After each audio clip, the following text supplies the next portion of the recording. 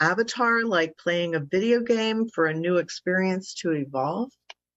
In a sense, but it's not an avatar that's detached from you. It is you in the way that you wish to configure yourself for a particular experience. Imagine that you are in an art gallery with many different pictures on the walls. They're all there all at once, but you've decided, I'm going to focus on this painting for a while, and I'm going to explore it for a while. Then you become the experience of exploring that painting. But then you can step back, go into spirit, and look at some other paintings. They all exist at the same time, but from your perspective in spirit, in a timeless state, you get to see them all, but you get to focus on what you wish to experience. It's similar to that analogy. Okay, and you've said that we are a different person every moment. Yes. But you also say that we are only ever who we are now. How do these ideas go together? Can this be used to explain how we create the experience of reincarnation for ourselves without actually changing who we are? Yes, but you must be careful about the way your language is used here, because when we say who we are, it depends on who we means. The idea of the core you, the core we, the core being that you are, the core reflection of all that is, that never changes. It's your identity, and you experience everything from the perspective of what it means to be you. But when you're talking about the idea of creating personality constructs or different representations of your core being, that can shift. So the idea is that the shell you create, so to speak, roughly, around yourself as a personality or a presentation of who you are as the core being of your existence, that can shift and can give the core being a variety of different experiences. The core never changes, but the idea of the clothing that you wear, the presentation that you create, the projection or personality that you may create for different experiences can constantly shift. So we're talking about two different levels of we or I, just to be clear. Okay. And if we experience all the ripple consequences of our actions during the life review, wouldn't that extend infinitely beyond our life? Or is the review just limited to what happened during that certain period of that particular life on Earth? It's a matter of relevance. If something cross connects to something beyond the Earth, then you will experience that too as an effect. But the idea is there is a high degree of probable relevance to the idea of this specific life as this specific personality. And generally speaking, it usually remains focused on that particular personality experience because the rest of it simply isn't relevant. And in your last transmission, you spoke about life review experience can feel traumatic in some ways to the spirit. But at other times, you've said that we experience this process without any negativity or self-judgment. Can you elaborate on this and help us understand and release any potential and fear around it? This may not be something that you can truly understand until you experience it yourself. But if you imagine the idea of going to a movie on your planet where you're experiencing on the screen a character going through a traumatic experience, you can identify perhaps with the character. You can understand that what that experience may feel like, but it's not you per se. And therefore there is a slight detachment, even though you may be experiencing what might appear to be a version of trauma. It's done a little bit more detached, a little bit more removed than the idea of a true personal experience as you would have it in physical reality. It's an observation and an understanding that is deep, but it isn't exactly as visceral as you might expect in physical reality. It's a little bit removed. When someone goes through like past life therapy or past life regression, and they seem to experience some release from that, how does that relate to the idea of life review? And would that change how you experience your life review? It could, yes, absolutely. So the idea, again, is to understand that you make cross connections to other beings who exist at the same time you do. And therefore, a so-called past life memory or a past life connection may simply act as a catharsis for you to let go of certain things that had to do with why you connected to that person's experience in the first place, and make it no longer necessary for you to continue to connect in the way that you did.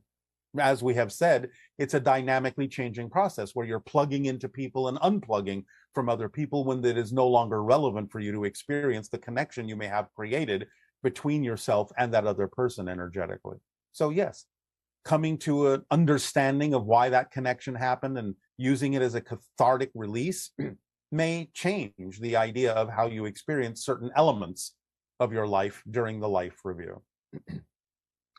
And also now, because we have television and news and everything, you're able to receive information about other people's lives that you may or may not identify with. Yes. And the idea of that, of hearing a story about something that perhaps a person is phobic about, and it amplifies that feeling of phobia, those kinds of ideas.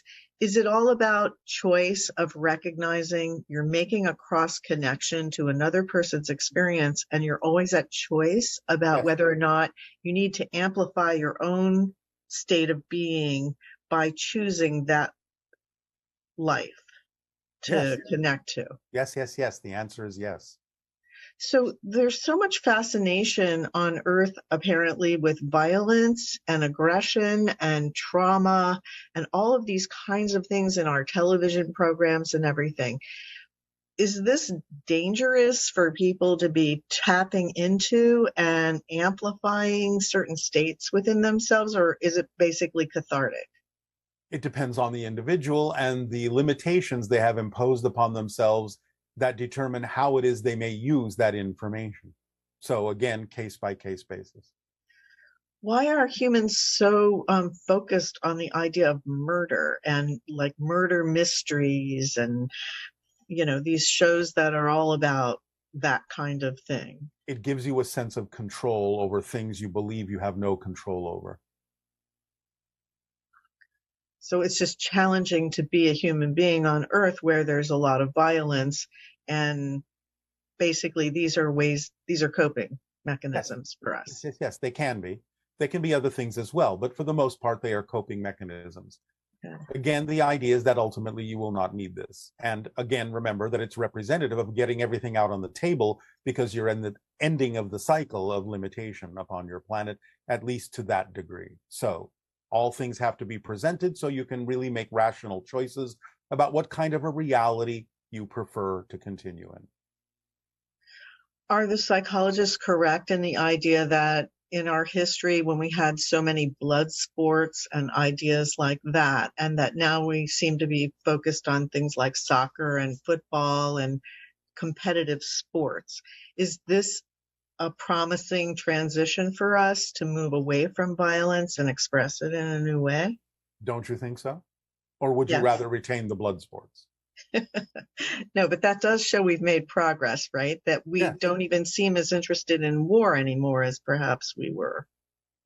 Yes, although obviously some individuals on your planet are. Yes. This person is saying, this is the one thing I have not found an answer to in your many teachings. Can we shift to a reality where another person changes or heals? For example, my wife doesn't want kids and suffers from extreme anxiety. Is it possible to shift to a reality where she doesn't have mental health issues and she wants children? Is it possible to shift to a reality where a loved one heals from a terminal illness? And if possible, how does that work? Well, again, it depends upon the individual path. Individuals can examine their belief systems, their fear-based negative belief systems, and choose to let them go, whereupon they may release the idea of phobias and even certain diseases and illnesses. As we have mentioned, your own medical professionals have witnessed that in what you typically call multiple personality disorder, that one personality can have a disease and another personality in the same body doesn't have it at all. So yes, those shifts are possible. But it's not about avoiding the issues. It's not about jumping over them. It's about examining them, exploring them, investigating them, owning them, and finding out why they're there to begin with, and then letting them go so that you have a sense of empowerment. That sense of empowerment is what will allow the shift to happen so that those particular symptoms or conditions may no longer need to exist. But it's not about avoiding it. You can't just jump over it to another reality if there is no relevance for why it was created to begin with, if there's no lesson learned, because it's there for a reason. And the individuals, whether they're experiencing it as a bystander or whether they're experiencing it as an actual individual, there's a reason why those things exist, and it requires deep understanding of the self and deep exploration of the belief systems to allow yourself to truly be empowered to make a shift with full consciousness as to why you created that challenge for yourself to begin with. So in circumstances where an individual is faced with the potential loss of a loved one because of illness or an accident or something like that, and many people will choose at that point to pray to a higher power and ask, please, please let this person live, etc., almost coming from a place of insistence because it means so much to that person.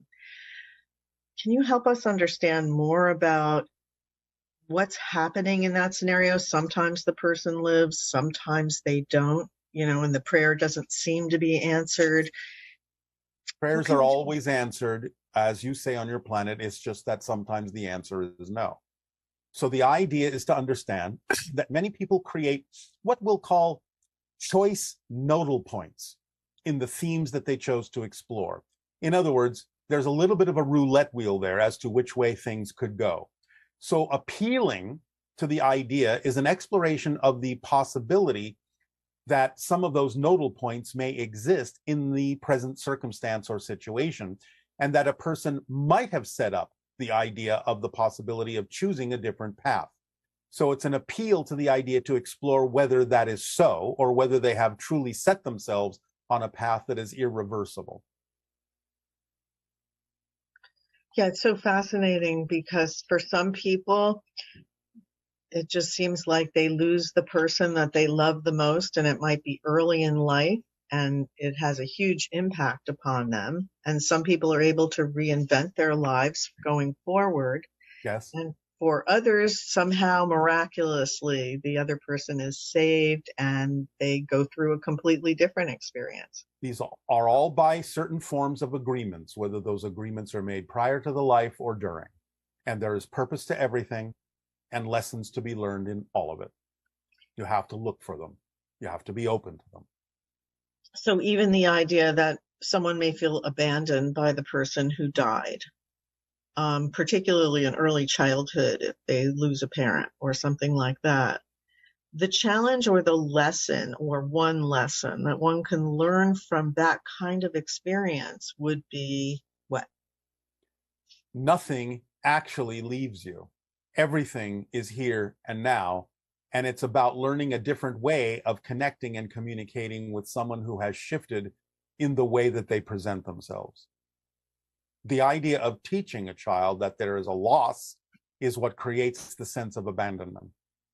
But if there is no understanding that things are lost, but simply now operate on a different frequency that encourages you to stretch your senses into that frequency, it can become a powerful and profound learning experience of connection on a different level, back into the spirit, back into the true core of your being. Thank you. This person is saying, I have shifted to a world which has very little hope and a lot of suffering. My friends, family, and countrymen are struggling and desperate. I can't help but feel responsible for their suffering since I would have to have shifted all of us to that reality with my beliefs. And what horrible beliefs they would have to be for me to be having this experience. That responsibility holds me back from shifting to a more positive experience because of guilt. How can I get out of this cycle? First, by not being arrogant enough to think that you actually shifted anyone but yourself. You can't do that. The idea is you're not responsible for their choices. You can only be responsible to people to be yourself. You cannot be responsible for anyone else. They're making their choices. You can share guidance and ideas that may give them the options to choose different things. But if you are choosing to experience suffering and you wind up among others who are also experiencing that, they have each individually made the choice for whatever reason to be in that experience with you by agreement. You have not taken them there. You are not capable of taking anyone anywhere except yourself. So let go of the guilt that you are responsible for all those people. You don't have that power. So shift yourself into a living example of a reality that you find more preferable. And maybe as a living example, you will allow other people to choose to match the frequencies that you prefer and allow them the opportunity to shift themselves from a position of suffering into a reality of joy. And regarding an individual finding themselves in a situation where, let's say, there's war around them and they're suffering and they want to shift their perspective, and at the same time the solidity of physical reality by having that kind of an environment is very challenging. Is there anything else you can add to how to interpret and deal with that kind of arduous human experience?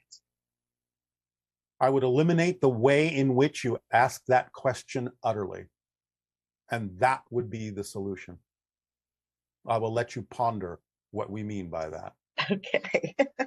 Because you made it sound extremely inevitable, and it's not. Well, it sort of reminded me of the movie, I guess it was A Beautiful Mind. No, it was some other movie where the person was in a Nazi situation, concentration camp, and we yet... will no longer discuss this. We have answered it. All right. No more examples are required. Okay. Well, thank you for what you have shared about that. Yes. This person's asking, when I actually transition to a better planet, what will happen to my family if they will not transition? They will not transition. They will experience another version of Earth, as we have said. And you've mentioned that we create our versions of of others with our own energy, filtered by our beliefs, such that we don't necessarily receive everything that they are sending us. I am curious how much this extends to plants and animals. How might we perceive them if we could take in everything plants and animals are transmitting to us? You might perceive them similarly to some experiences that many of you have when you ingest teachers of the earth and go into altered states where you suddenly see more of the plant or more of the animal in terms of its spirit level, its energy level, so on and so forth. That is how you could perceive more of them. And then you talk a lot about finding our unconscious negative beliefs, but do we also have unconscious positive beliefs? Are those activated when we are expecting something unpreferred to happen, but instead we are pleasantly surprised by a positive experience? Yes, very often you may keep positive beliefs in a repository in your unconscious mind, and as a backup system for when you need them to break through the subconscious into your conscious mind the most. So sometimes that will be a mechanism many of you will employ to remind yourselves that you can choose to focus on the positive, even in the midst of what appears to be dire situations, and that things can shift around that and reflect back to you the idea that you have that so-called safety valve within you. And people often talk about self-trust, saying things like, trust your flow, trust your inner wisdom. But what parts of ourself should we trust, and what parts should we question or doubt? Can we trust what feels good and right to us? And is it true that our thoughts that feel better to us are more aligned with our higher self? Not necessarily, because people on your planet can fool themselves and can say, oh, this feels good, but what they're doing can actually be very negative. It's just that they are soothing themselves so they don't have to face the fact that they know deep down that what they're doing is negative.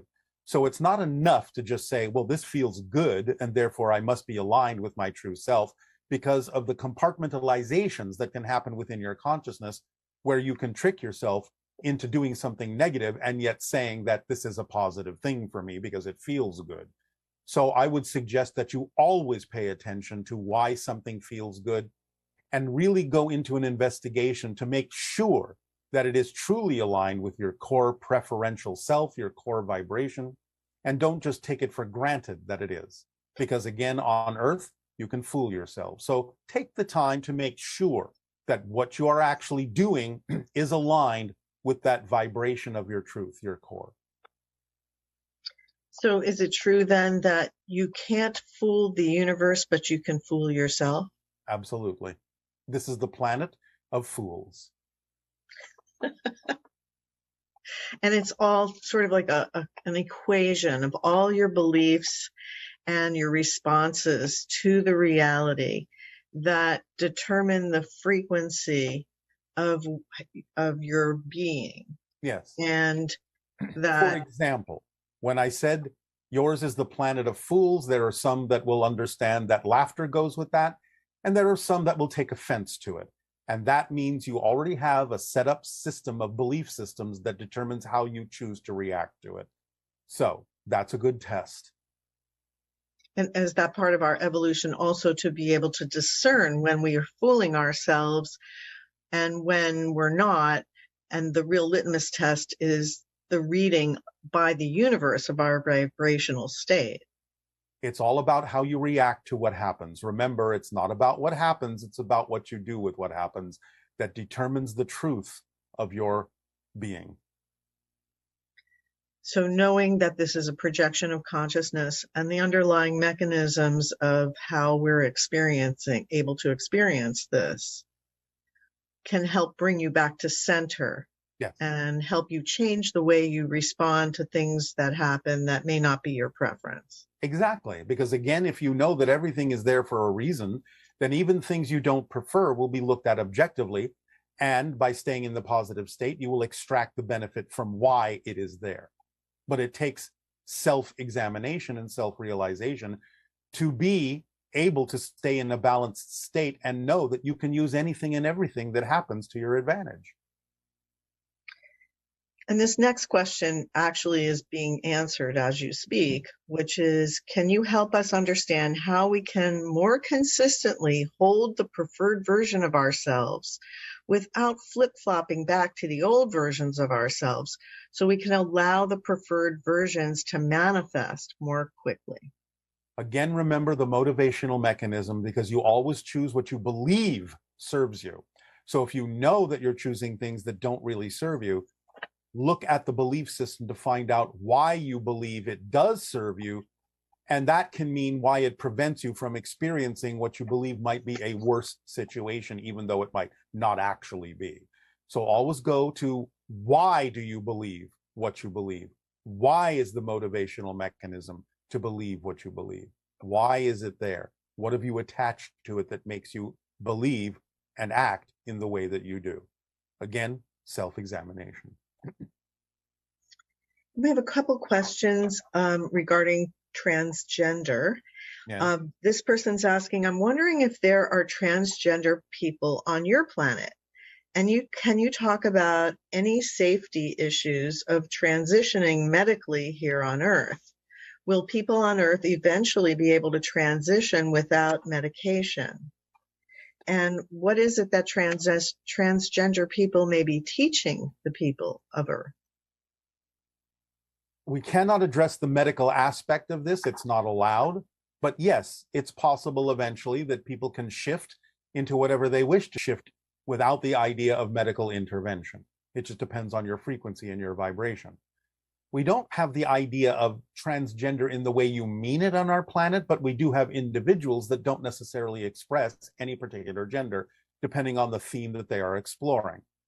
The idea of why Earth is expressly the idea, or appears to be the idea at first, of only male and female is because of the polarities that you are exploring in the idea of the density in which you are exploring it. But the idea of transgender and the shifting of those things shows you that the spirit has no particular gender at all and can really be anything. And it is a help to have a reflection and a reminder of the idea that no one needs to remain necessarily completely fixed in any one particular identity, because you contain all sorts of identities and the potential for any identity that is relevant for a human being. Thank you. And this person's asking about ascension symptoms, how we can deal with them. If they're just the product of negative beliefs. For example, this person is feeling over the moon, excited one day, and then the next day they have a headache, they feel lower, and it's gotten better over time, but they just keep wondering, why does that happen? As we say, pain is resistance to the natural self, and you may have remnants, if you will, of belief systems that are still not completely cleared out of your system that cause resistance in your nervous system to the higher vibrational energies. Just keep going, follow the formula. It will smooth out eventually. As you let go of more negative beliefs, even little ones, and as you let go of things that are no longer relevant for you, even if they're not initially negative, you will smooth out and become more superconductive of the higher frequencies, and they will go through your nervous system more smoothly, without pain, without resistance. And can we go at our own natural pace and still arrive at a good version of Earth? Or do we in any way have to somehow rush or push or pressure ourselves into growth and evolution in order to get to where we need to go? We would think the answer to that would be obvious. If you're pushing yourself or rushing in an unnatural pace, that's the negative side of things and actually does not allow you to move forward. Therefore, allow yourself to find your own rhythm, your own pace. Don't drag your feet because of fears, but find the true natural pace that is correct for you, and you will wind up exactly, perfectly where you need to be. And lastly, can you share a little bit about the state of inspiration, which I know many of us experience when we interact with you, particularly afterwards? There can be just an after effect of feeling very inspired and excited about life and all of those kinds of energies. What you're doing in closely matching, or at least more closely matching, our vibration that we give off as an encouragement to all of you is because you are closer to being your natural true selves. That's what it feels like. And what comes with it automatically is inspiration, because you are more connected to spirit. In spirit, in spiritu, inspiration. So the idea is that when there is less difference between your physical idea of yourself and your spirit idea of yourself, inspiration comes because you're more connected to more ideas, because you're connected to more of the universe. So by matching our frequency of encouragement to be more your new natural true self, you will feel inspiration because you're being more of who you are. Thank you so much. We very much appreciate it. And we look forward to the next time we get to speak with you.